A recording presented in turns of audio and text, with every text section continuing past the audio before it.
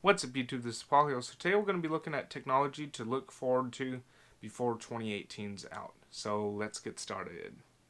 Before we go any further, make sure to hit that red subscribe button down below and also click that bell so you get notified anytime I post a video. Now back to the video. Okay, so the first one will be new cell phones. So we should be seeing successors from Apple for the iPhone X and iPhone 8. And maybe an iPhone SE, but maybe not. So on the SE one, because there's multiple rumors going around, but at least we're seeing a successor to the 8 and the X. Oh, and the 8 Plus. Samsung should be launching a Galaxy Note 9, and I think they have a Note 9 Plus. Don't quote me on that.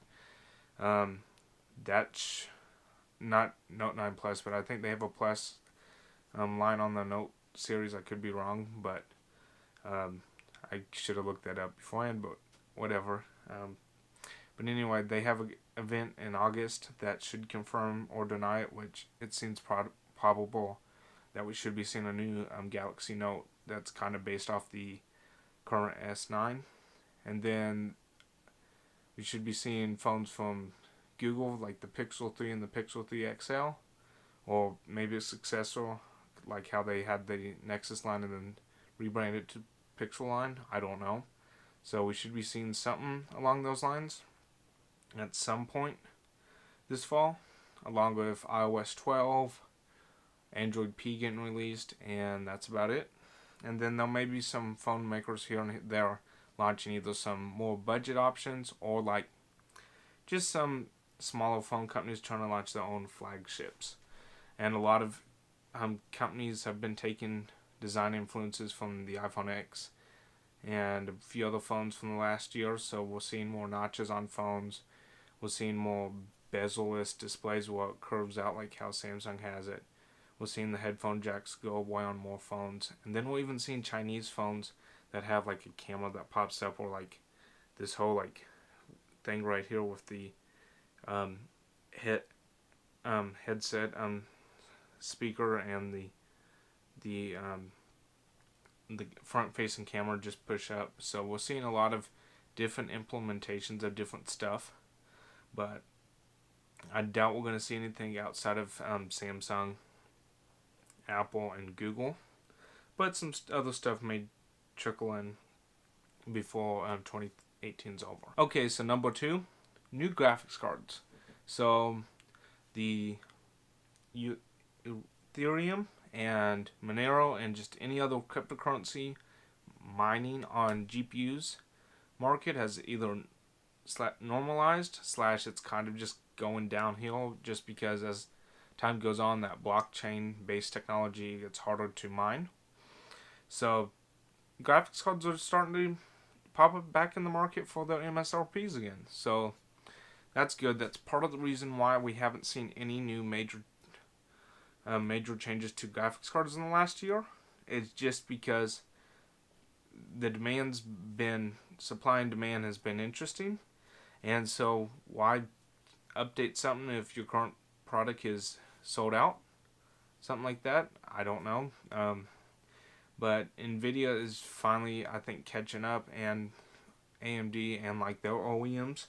So we're finally seeing graphics cards pop up again. In fact, there was actually one OEM, which is, by the way, original equipment manufacturer, that had returned a big chunk of the actual graphics chips to Nvidia because they overestimated. So, I mean, it has normalized. Now, will we see new GPUs soon? Maybe. Maybe not. I know at least AMD's overdue for it on the mainstream platform, like the current ones like RX 560, 570, 580. Then they got the high-end Vega 56 and 64, which was kind of underwhelming when it came out last fall. But they could bring Vega down to the mainstream platform because they already brought it down to the successor to APUs, which was a chip with a graphics processor on there, and the Vega graphics are on Intel chips now. So now we need a something to bridge the gap between integrated graphics and high-end graphics from AMD. So we may see something from them this year, maybe like an RX 680 or 670 or 660 or whatever. Maybe they'll rename it something else. NVIDIA, on the other hand, we keep getting conflicting reports whether it's going to be the new architecture is going to be based on Volta, which is what the Titan V runs, which is one of the fastest cards out there right now.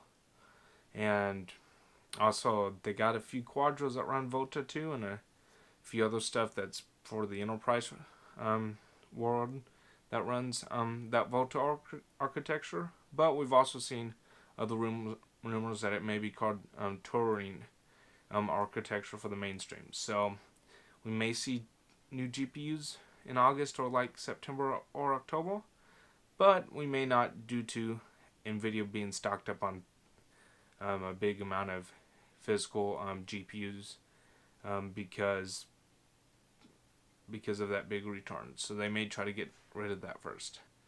Okay, so the next one is new processors. So we should be seeing Threadripper 2, a refresh to Intel's Extreme platform. So something with like more cores and whatnot. So we should be seeing something on their high-end platform.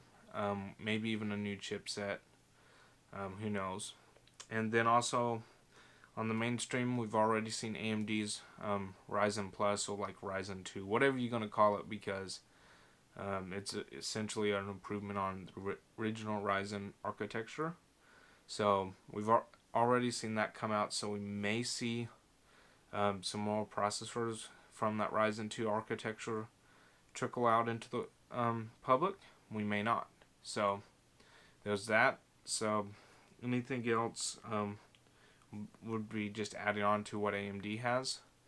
Intel should also be releasing a new refresh to their new 6-core Coffee Lake lineup, and it maybe have an 8-core variant on at least the desktop lineup, and then also refresh 6 and like 4 cores and whatever, and like dual cores and whatever else is on the Coffee Lake lineup. It's different just because Intel has bumped it up from 4 cores, which last gen Intel, which would be Kaby Lake, which is what I'm running in my personal rig and in my laptop, was 4 cores. And now they've jumped it up to 6 cores on the mainstream. So we may see them next generation jumping up to 8 cores, or they may do a die shrink down to 10 nanometer, just to improve thermals and just to get more processing power in a chip in a smaller size. Either way, we should be seeing a refresh or even an addition to the current gen Coffee Lake architecture, which personally I think they are just adding more cores on the mainstream just to compete with AMD, because I think they're scared of AMD right now. So either way, there's that. Okay, so our last one is we may see some other little technologies come out, whether it be a new iPad Pro, or like a new iPad Mini, or like a new iPad Air. We maybe see something come out from them. We maybe see something come out from Google on a new tablet, or like a Chromebook. Microsoft announced a Surface Go recently. Same thing with Apple refreshing the MacBook Pros. So we may see something else, whether it be a new MacBook Air or like a new MacBook. We may see new set-top boxes, like refreshed Apple TVs. Maybe a refreshed like regular iMac, I don't know. But either way, we should be seeing refreshes from a few different companies coming out. And personally, I think it's been interesting, like Microsoft, when they announced a new Surface Go, like the other day. That was just interesting for the fact that they're not running the ARM emulated processor in it, like they've been trying to push on some of these other always-on connected Internet of Things of computers and whatnot. Instead, they're running like an Intel processor. So they may launch something else that runs that Snapdragon whatever processor that can run desktop apps. They may not. So I wouldn't be surprised. There's apparently a patent for like a folding Surface device that's like 2 screens or something. So we may see something pop up. We may not. But either way, Microsoft and some of the hype of stuff that they have had out has kind of been disappointed in a way. But it's going to be interesting to see what else is going to come out. Anything else would just be given. But other than that, can't think of anything else that should come out this year. So remember to like, comment, subscribe, and I'll see you guys next time.